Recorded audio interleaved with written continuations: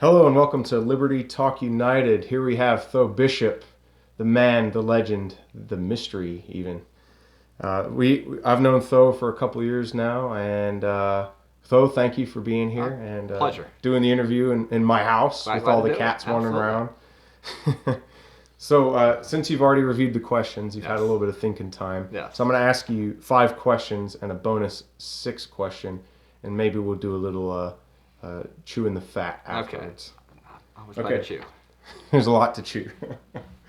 All right, so the first question is, how do you decide where lines were drawn regarding NAP? Well, to me, it's kind of two different things to that approach. For one, I think we could be talking about actual property lines, in which case we're talking about boundaries and property rights.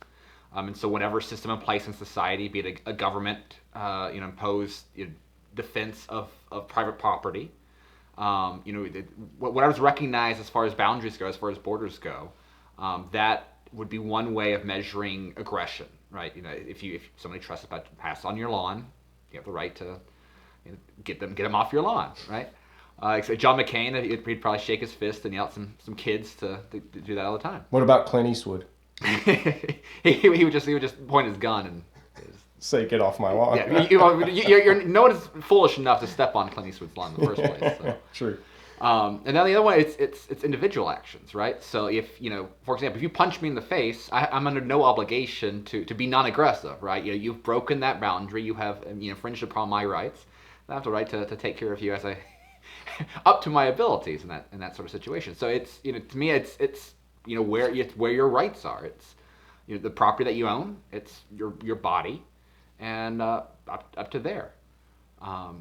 Some people I think confuse the non-aggression principle with uh, uh, pacifism. And the two aren't the same. You have some people who agree with the NAP that are pacifists. Robert Murphy, Dr. Robert Murphy, he's someone who gone out and said it. He is a pacifist by nature, even more so. But Rothbard would have no problem with you taking out a gun and shooting someone if he trespasses on your property and puts your life in danger. I don't have a problem with that either. Okay, good answer. I appreciate that. So, your second question also concerns the NAP. So, concerning the NAP, are you convinced that this is an absolute doctrine concerning libertarians? I don't because libertarianism is a thin philosophy. It's just a relationship of you and of society, of the individual and government, right? So you can have libertarians who believe in that, who believe in the abolishment of the state or believe in a monarchist sort of government, and who aren't motivated by those underlying principles. For example, you had a philosophical difference on the origins of libertarianism between Ludwig von Mises and Murray Rothbard. Mises was more of a utilitarian, whereas Rothbard was a believer in individual rights. And I think it's kind of really the individual rights philosophy is where the non-aggression principle really arises from. So, Mises is certainly someone I consider one of the high saints of libertarianism. So I would not suggest that simply because he rejected or embraced this more utilitarian framework, a philosophical framework for libertarianism. I don't think that is any more flawed than Rothbard's necessarily, and I think that's one of the beauties of libertarianism is that it doesn't matter which way you come about it. The fact is that liberty is beautiful both on what it does for the community as a whole and from a natural rights perspective. So it all works together. But I don't think you necessarily have to call yourself a believer in the non-aggressive principle to be a libertarian. I agree. Yeah, that's good. That's a good answer. Thank you. So, moving on to the next topic concerning the economy, which is a big thing in every country in the world today. So, concerning the economy and the current migrant crisis, what do you think is the way forward towards economic growth and the benevolence to migrants who truly need help? Well, this is definitely one of the biggest issues in the world right now, and it's multi-layered. I mean, for one, it's what is good for economic growth is having a stable society, and the problem is that what we have right now in Europe is it's not so much migration as it is government subsidized migration. I mean, it's a completely different sort of situation. I wrote an article, kind of back of the napkin sort of thing on how like America should be handling this. Because you have the big issue in America is with the federal government. Their goal is bringing in thousands of refugees into communities, and they're doing so without cooperating with state governments and without cooperating with local governments. And naturally, you're going to get people up in arms. Now, some people say that there's good reasons to be up in arms. Some people say, no, these are human beings. We shouldn't. That to me is kind of a separate issue entirely. It doesn't matter how good the people are. Just a society is naturally going to kind of reject having a community pushed on them when they aren't welcomed in. That's why I think one of the immigrants that situation was interesting, because you had in Canada, for example, a system where you can have private organizations sponsor refugees. It's still to go through the government vetting process, right? So it's not like you could have the Muslim, have ISIS start up a coffee shop and Panama City and have them sponsor the coffee shop for soldiers coming in. That doesn't quite work. Without any sort of vetting. Or falafels. Right. But you would have, but the money and the financing would come from private organizations, and you'd be able to invite people in. And to me, Hans Ura Hoppe, who's a libertarian philosopher who's written more of who's written stuff rejecting the open borders philosophy. He even talked about immigration through invitation, which I think has a lot of validity. And I think that if you have that sort of system, it'd be much easier for refugees getting the help that they want, that they need, and it would do so in a way that's not destabilizing communities. I think you'd also see a lot of interesting, just natural tendencies from that. I think you'd see much fewer adult age, military age males, being brought. That's a shame for a lot of them that are perfectly good people, but this is just simply how people, actual individuals, would operate in that sort of scenario. It's a matter of having where liability lies. If the government brings in a bunch of people, and one of those people ends up attacking a city, nobody's held liable. There's not going to be a government bureaucrat that's job gets on the line because their actions led to people getting hurt. That's just not the way government works. That's why we're libertarians. So I think that's very important, and I think that there is a tendency, I think, within American libertarianism, to be kind of to just simply be brought across the borders, open borders thing, and the more the European situation. Well, I'm very, very adamantly and passionate about immigration, having a thriving immigration system in America. I think that's part of our natural culture. I think you're seeing in Europe is that this is the cultures in Europe are much older than anything we have in America, right? It's a completely different sort of situation, and you see what happens, and it's happened in Sweden. You see what happens in other areas. I don't fault Japanese for wanting Japan to stay Japanese. So they have a very peaceful society as well, based upon their policy. And I think you'd see a lot of online libertarians in America that would be outraged by Japan doing that. It's like, well, it works. It does work. And I don't think we should be in a position of saying otherwise. So I think that any sort of situation where the government tries to take a heavy-handed macro approach to these sort of situations, it never ends well, because people don't like people naturally respond to that. Now, of course, it goes without saying, the best ways to address the Syria, any sort of Middle Eastern, refugee issue is to stop creating Middle Eastern refugees by bombing their countries and by destabilizing their governments and doing all these things that creates this problem in the first place. Like Iran in the 80s and 70s. Right.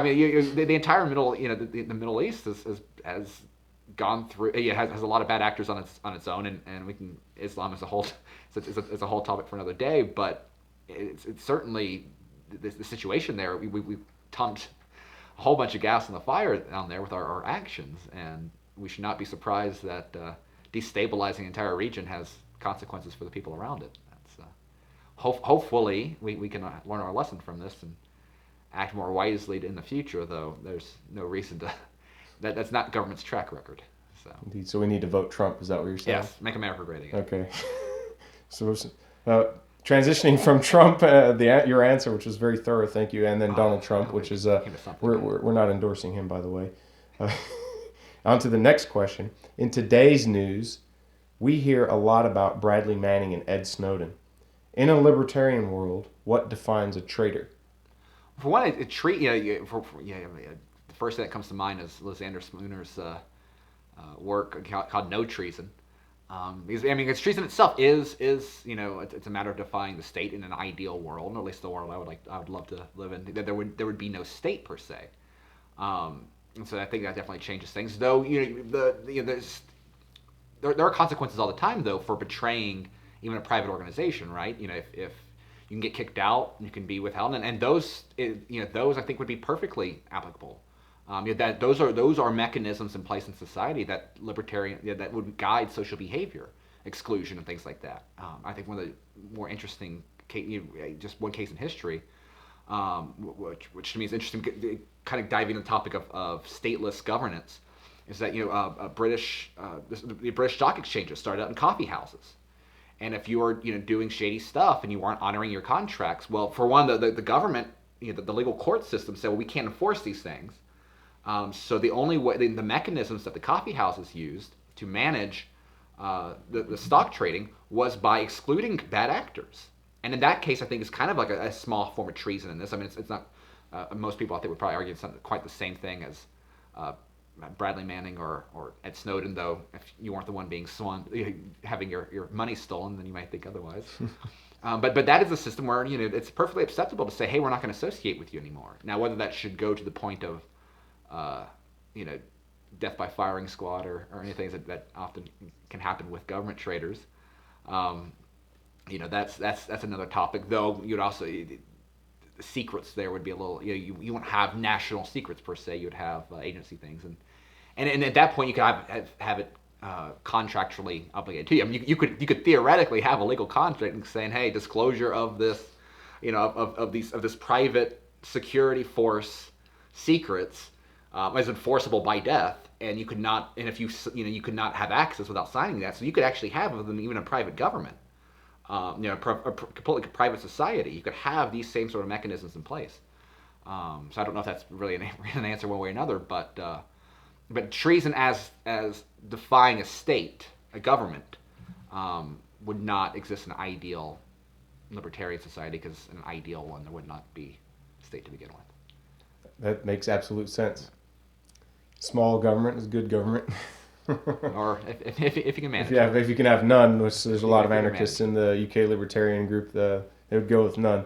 Me, as a minarchist, I think that you got to have government to ensure the freedoms and liberty of the people, but that's their primary job. Right. So this isn't one of your questions, so let's delve a little deeper. Off air, we were talking about the difference between Ed Snowden and yes. Bradley Manning.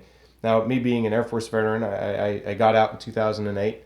I understand that in the military, if these secrets if their primary goal is to ensure the liberty and freedom of its citizens, then you don't want to compromise it. So right. Those secrets are justified. But if they're violating the very liberties and right. secrets, then of course something needs to be done. Absolutely. Right? So are we in agreement here that there's a difference between the two? Absolutely, and I definitely do think I'm bothered when Snowden is kind of lumped in directly with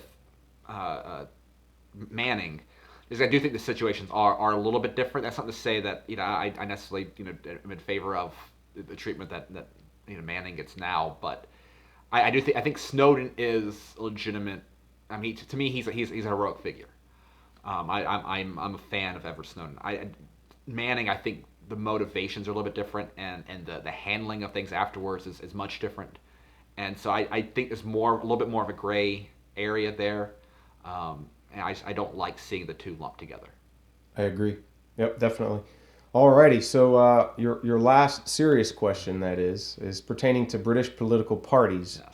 Which one do you feel is closest to libertarianism, and why? And I'll simply say that I'm by no means an expert on British political parties. Though there's always the kind of the soft spot, I think, in a lot of U.S. libertarian hearts for UKIP and Nigel Farage. I know that there will be a lot. There's plenty of things that you can point to. Nobody's perfect, right? And that's definitely the case. I think there's kind of just a common anti-establishment sort of embracement there, which it's the same reason for a lot of libertarians. I think are favorable to Trump. For a lot of, it's just simply they see the need of just kicking the table over, and at that point, the advantages that you get from simply toppling those institutionalized powers outweigh, given the other realistic possibilities, give an advantage there to the other. So I mean, I always give a little fist pump whenever I see UKIP doing well. I'm sure there's probably there might be a smaller, more pure libertarian party. Yeah, the Raving Loony Party. Like that sounds like the American Libertarian Party. So yeah, absolutely. But hopefully we get to the point where you can have both competent and pure libertarian political parties. It's going to be a work, but that's what this is all part of. It all starts on the individual level of, hey, if you're going to get involved in political processes, I have no problem with the libertarians that don't want to be, but if you're going to, then change starts with you. So agreed. All right, so our last question is from Joshua, who we both know personally. When I was in England visiting, which, by the way, if you see the picture in the back, viewers, that I took that in my town of Swaffham in Norfolk. So when I saw this kid called Joshua commenting on one of those threads, and I clicked on his profile and it said Norwich, which Swaffham is about 30 miles away. So I said, hey, let's meet up. And I met up with him. We had a pint at the pub, and we talked about everything, about economics, about treason, about freedom, liberty, and it was really interesting. So that little biography of Joshua and I and how we met through Tho. Tho's worldwide. Yep. Just wait till my buddies in Brazil. Brazil, yeah. Their economic system is thriving right now. It's getting a lot better. Well, the good thing is it creates an opportunity for Austrian economics to absolutely. I think flourish. It's $1 is like 4 of their units, whatever it is they have. They're having some issues right now. Oh my gosh! Yeah, there's a guy at my work who has a Brazilian wife. He was telling me that when he goes down there, he's a rich man. All right. So the final question from Joshua is: can anyone sing the Beatles better than Robert Murphy? So this is a bit of a difficult question because, of course, we're dealing with subjective theory of value, or subjective value, and so. And anyone could have come with it, but in my personal opinion, I cannot think of anyone better. Anyone that has the opportunity to sing karaoke with Austrian economist extraordinaire Robert Murphy should definitely take the opportunity to do so. All right, cool. So speaking of Austrian economics, do you endorse or lift up the praise of Arnold Schwarzenegger as an Austrian economist? If I would love to see him in a movie about Carl Menger. Let me put it that way. That'd be a great advantage. Now, it's a shame that our one of our few, maybe the only Austrian governor in American history was not more familiar with Austrian economics. But you would expect far more than what he gave. Oh, that's about what I expect from a Hollywood politician or a Hollywood celebrity. So. Well, what about Ronald Reagan? Well. Ronald Reagan made the mistake of surrounding himself with all these Friedmanites anyway. So, though he did write, he read Ludwig von Mises and wrote several letters to Margit von Mises, the wife of Ludwig, and so he was a big fan of Ludwig von Mises. Unfortunately, the economists that he surrounded himself with were not, and that's one of the great shames in American history right there. Yeah, well, thank you, Tho, for our time together and for you taking the time for this interview. It's exclusive only to the UK Libertarian Discussion Group, which I added you into, and feel free to troll anytime you want because everybody. I don't get in trouble like you do, so that's true. Anyone what follows me on Facebook knows I'm very timid about getting in trouble with people. So. I know. Sometimes though, you jump head in, and it's really fun when you do. But thanks again, and I hope to see you again soon, and maybe we'll have another interview in the future. We'll see how this goes. Alrighty, excellent. Thank you. Appreciate it.